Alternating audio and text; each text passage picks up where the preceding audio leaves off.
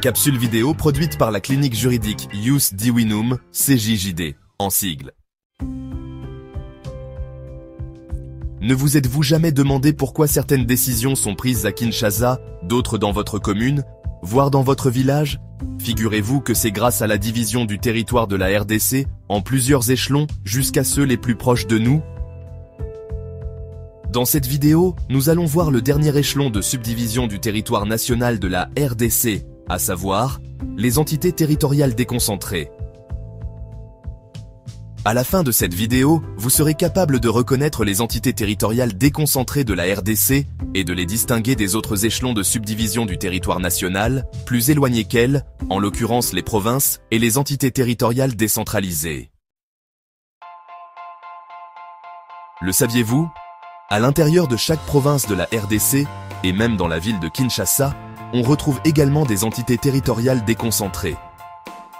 La RDC compte actuellement 4 entités territoriales déconcentrées, dont 2, le territoire et le quartier, organisés sur base de la loi, et 2 autres, le groupement et le village, organisés essentiellement sur base des coutumes locales.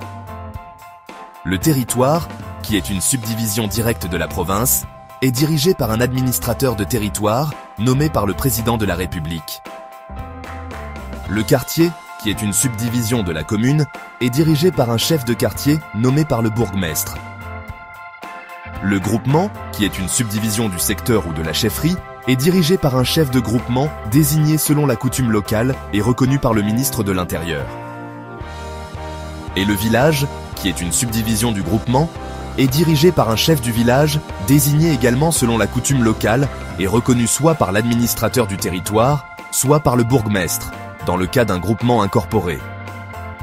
Toutes ces entités territoriales déconcentrées ont en commun d'abord le fait qu'elles ne peuvent avoir ni biens, ni moyens propres, ni dettes ou obligations propres, mais seulement une petite autonomie de gestion des moyens entièrement mis à leur disposition par l'État,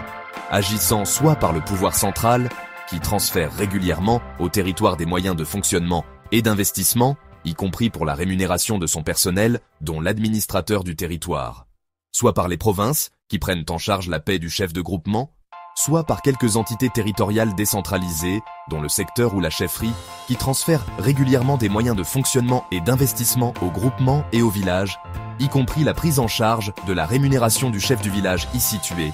ainsi que la commune qui transfère régulièrement lesdits moyens aux quartiers et groupements se trouvant dans ladite commune, y compris la prise en charge de la rémunération du chef de quartier et du chef de village situé dans cette commune.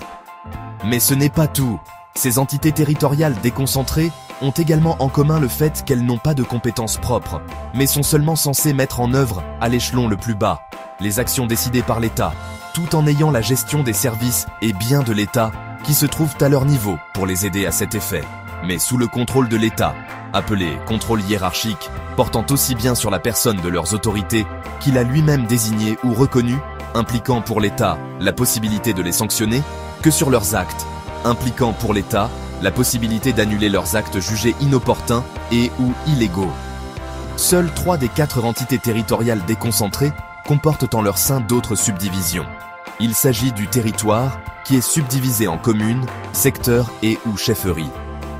Du quartier, qui est subdivisé en avenues et ou rues, ainsi que du groupement, qui est subdivisé en villages. Dans la province du Sankourou, par exemple, on dénombre notamment 6 territoires, à savoir Katakokombe, Kolé, Lomela, Loubefou, Lusambo et Lodja, près de 59 quartiers, dont le quartier Malela dans le territoire de Kolé, 415 groupements, dont le groupement Balouba dans le territoire de Lusambo,